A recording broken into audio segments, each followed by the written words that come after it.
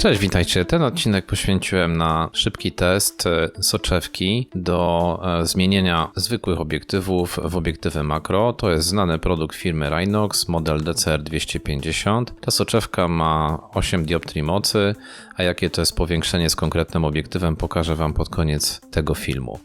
Taka soczewka umożliwia zmianę zwykłego obiektywu w obiektyw makro i to całkiem niewielkim kosztem. Ja swoją kupiłem używaną, bo często tak robię, kupuję używany sprzęt za niecałe 200 zł na Elixie. Podłączyłem ją do posiadanego przeze mnie Heliosa 44-3, bo uwielbiam ten obiektyw, bo jest ostry, bo ma bardzo fajny bokeh, więc stwierdziłem, że takie połączenie Heliosa o ogniskowej 58 mm i tej soczewki będzie fajne. Chociaż przewrotnie testy zacząłem od innego szkła, którego tutaj nie pokazuję, a był to Canon 85 mm i wydawało mi się, że taki obiektyw z autofokusem to będzie fajne połączenie. No i faktycznie zdjęcia wychodziły zupełnie spoko, natomiast samo posługiwanie się takim zestawem było bardzo trudne, ponieważ 85 mm i soczewka Rinoxa to bardzo płytka głębia ostrości. Właściwie nie byłem w stanie zrobić żadnego sensownego zdjęcia. Bardzo to było trudne, złapanie jakiegoś fokusa, a sam z kolei po przymknięciu przysłony, żeby zwiększyć tą głębię ostrości, bokeh nie wyglądał jakoś szczególnie ciekawie, co widać wyraźnie na tym zdjęciu na przykład.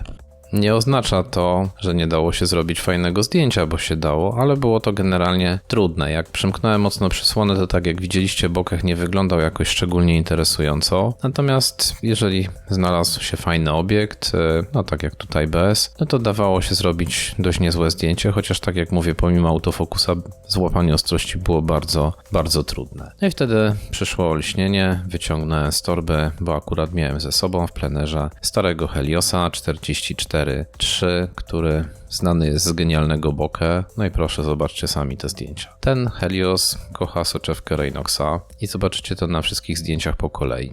Głębia ostrości też jest płytka, więc tak naprawdę musiałem Heliosa przymknąć do 16, żeby w ogóle robić fajne zdjęcia. Ta ogniskowa jest krótsza oczywiście od 85 mm, bo Helios ma 58 mm ogniskowej i całkowicie przymknięty pozwalał robić naprawdę fajne zdjęcia. Nawet przy przysłonie 16 bokeh jest po prostu genialny. Tło jest absolutnie idealnie rozmyte, bardzo gładkie. Natomiast jeżeli pobawić się trochę światłem, co będzie widać na niektórych zdjęciach dalej, można też uzyskać ciekawe efekty. Ale faktycznie, słuchajcie, jeżeli spojrzycie sobie na przykład na tym zdjęciu na to, jak fajnie jest rozmyte tło, to przy odpowiednim ustawieniu oczywiście można to tło zupełnie wyeliminować i całkowicie skupić się na obiekcie fotografii, co jest przecież bardzo istotne w zdjęciach makro. Tak jak w poprzednim odcinku o zdjęciach makro, o tym jak je robić, pisałem o tym, że i opowiadałem, że płytka głębia ostrości w robieniu zdjęć kwiatów fajnie się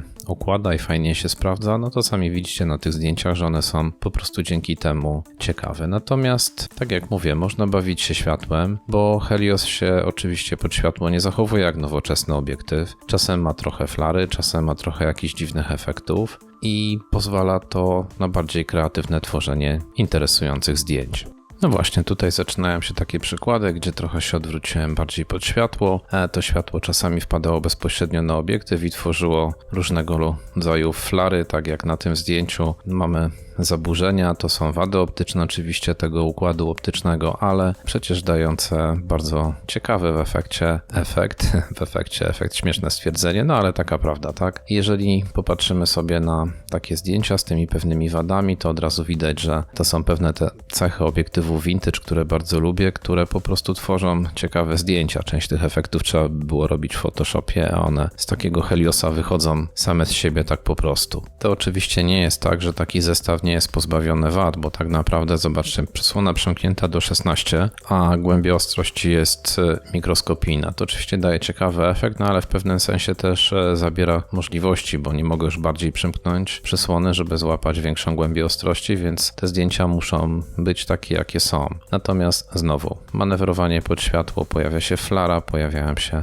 ciekawe efekty, które no, poprawiają po prostu kompozycję i wygląd zdjęć. Można się tym bawić w zależności od tego, jak się odwrócimy, w którą stronę mamy słońce, zwłaszcza w takich warunkach plenerowych. Tak sobie można fajnie radzić. I znowu to, o czym już opowiadałem w innym filmie, robienie zdjęć kwiatom, jak gdyby od spodu też wyglądają interesująco. I tu jeszcze jeden przykład silnej flary, takiego efektu właśnie robienia zdjęć pod słońcem. Myślę, że to jest generalnie ciekawa metoda, bo po prostu efekty są fajne. A teraz słuchajcie, przyjrzyjmy się samej ostrości i na chwilę przeskoczymy do warunków studyjnych. Założyłem soczewkę, no i mamy, słuchajcie, maksymalne powiększenie na zdjęciu i sama ostrość. Powiedziałbym tak, ta ostrość jest na 4 z plusem.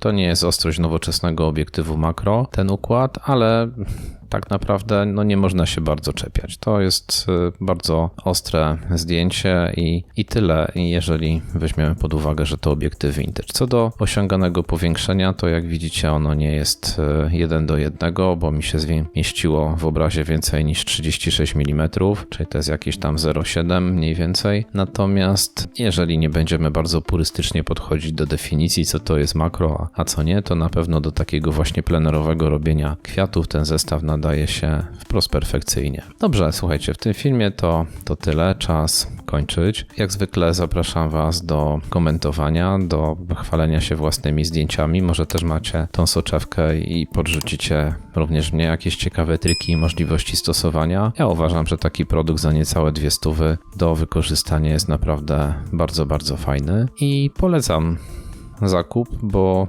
nie jest to drogie rozwiązanie, a pozwala kreatywnie bawić się fotografią, zabrać łatwo i pasuje do prawie każdego obiektywu, który nie ma jakiejś wielkiej średnicy filtra. W tym teście to wszystko. Dziękuję Wam za uwagę. Cześć i trzymajcie się.